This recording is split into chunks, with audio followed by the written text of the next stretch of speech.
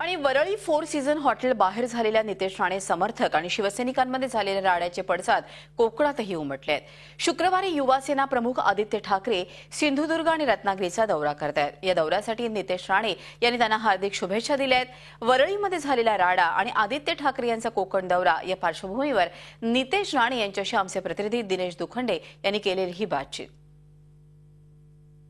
नितेश राणे हे स्वाभिमान संघटनेचे अध्यक्ष आहेत, तसंच महाराष्ट्र समर्थ कामगार संघटना याचेही ते अध्यक्ष आहेत। नितेश, आपण सांगाल की काय नेमका प्रकार झाला फोर सीझन हॉटेल बाहेर?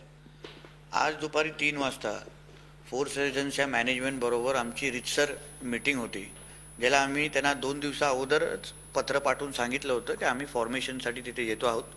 कामगारांची इच्छा आहे की आम्ही तिथे युनियन लावावी आणि तिथे कुठलीही आजच्या तारखेला रेकग्नाइज युनियन नाही आहे, सगळा कोर्टात विषय तो पडलेला आहे।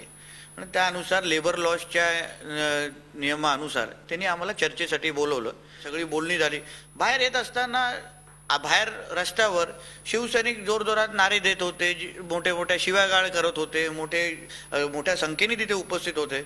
म्हणून मी संबंधित पोलिसांना विचारलं की बाबा हे असं चुकीची गोष्ट आहे, आम्ही इथे आतमध्ये मीटिंग करण्यासाठी आलो आहे, कोणाला कामगारांबद्दल मीटिंग करायची असेल किंवा काही विचारपूस करायची असेल तर त्यांनी आतमध्ये मॅनेजमेंटबरोबर मीटिंग करावं, रस्त्यावर आणि फोर सीझनचा काहीच संबंध नाही।